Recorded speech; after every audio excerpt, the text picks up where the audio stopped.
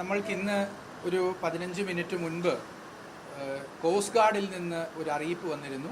കേരളത്തിൻ്റെ തീരത്ത് നിന്ന് കുറച്ച് ഉൾക്കടലിലേക്ക് ഒരു 6 മുതൽ 8 വരെ കാർഗോ വലിയ കണ്ടെയ്നറുകൾ കടലിലേക്ക് വീണു എന്നും ആ വീണതിൻ്റെ കാർഗോയിൽ അപകടകരമായ ഗുഡ്സ് ഉണ്ട്, സൾഫർ കണ്ടൻ്റുള്ള ഗുഡ്സ് ഉണ്ട്.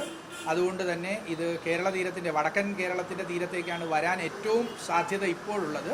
അങ്ങനെ വരികയാണെങ്കിൽ ആരും അത് സ്പർശിക്കരുത്, അതിനടുത്തേക്ക് പോകരുത്. ആ വിവരം ഉടൻ തന്നെ സംസ്ഥാന ദുരന്ത നിവാരണ അതോറിറ്റിയുടെ തലത്തിൽ നിന്ന് ബഹുമാനപ്പെട്ട മുഖ്യമന്ത്രി ഉൾപ്പെടെയുള്ളവരുടെ ശ്രദ്ധയിലേക്ക് കൊണ്ടുവന്നിട്ടുണ്ട്.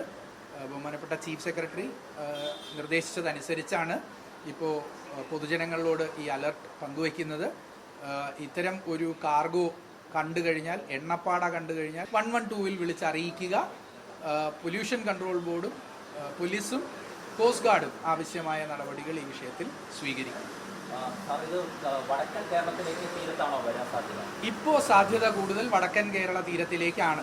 കാരണം ഇപ്പോഴത്തെ അത് വീണ സ്ഥലത്തു നിന്ന് നമ്മൾക്ക് ഇൻകോയ്സിൽ നിന്ന് ലഭ്യമായിട്ടുള്ള ശരത് ആപ്ലിക്കേഷനിൽ വടക്കൻ തീരത്തേക്കാണ് എത്താൻ സാധ്യതയായി പ്രോബബിലിറ്റി കൂടുതൽ കാണിക്കുന്നത്. പക്ഷേ ഇതിൽ ചിലപ്പോൾ മാറ്റം ഉണ്ടാകാം. ചിലപ്പോൾ കാർഗോ തെക്കോട്ടങ്ങൊഴുകി നമ്മളുടെ കടൽ തീരത്ത് നിന്നേ ഒഴിഞ്ഞു പോകാൻ സാധ്യതയുണ്ട്. പക്ഷേ അത് നമ്മളിപ്പോൾ സ്പെക്കുലേറ്റ് ചെയ്യേണ്ടുന്ന ഒരു കാര്യമല്ല.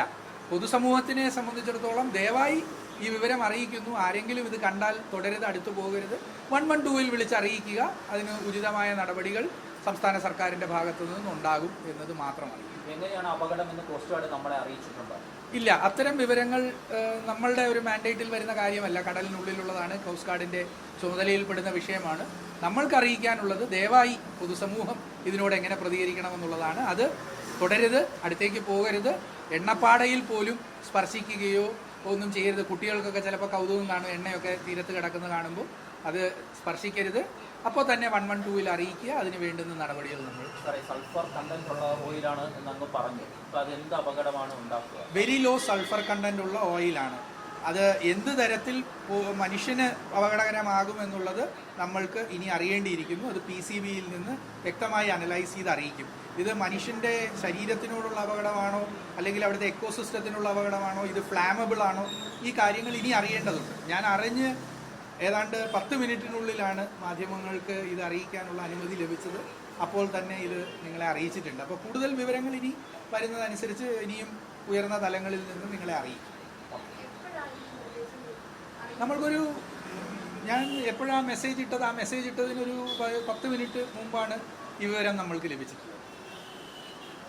അപ്പോൾ തന്നെ എല്ലാ കളക്ടറേറ്റുകളെയും, തീരദേശത്തെ കളക്ടറേറ്റുകളെയും, ഫിഷറീസിനെയും കോസ്റ്റൽ പോലീസിനെയും എല്ലാം അറിയിച്ചിട്ടുണ്ട്. അവരെ നിരീക്ഷിക്കുന്നുണ്ടോ കോസ്റ്റൽ പോലീസ്? നമ്മൾ തീരം നിരീക്ഷിക്കണമെന്ന് പോലീസിനോടും ആവശ്യപ്പെട്ടിട്ടുണ്ട്. പക്ഷേ എല്ലായിടത്തും നമ്മളുടെ സംവിധാനങ്ങളുടെ കണ്ണെത്തിക്കൊള്ളണമെന്നില്ലല്ലോ. അപ്പോൾ അതുകൊണ്ടാണ് പൊതുസമൂഹത്തിനോടും പറയുന്നത്, ദയവായി തുടരുത്, ദയവായി അതിനടുത്തേക്ക് പോകരുത്. 112-ൽ വിളിച്ചറിയിക്കുക ഇത് കണ്ടാൽ.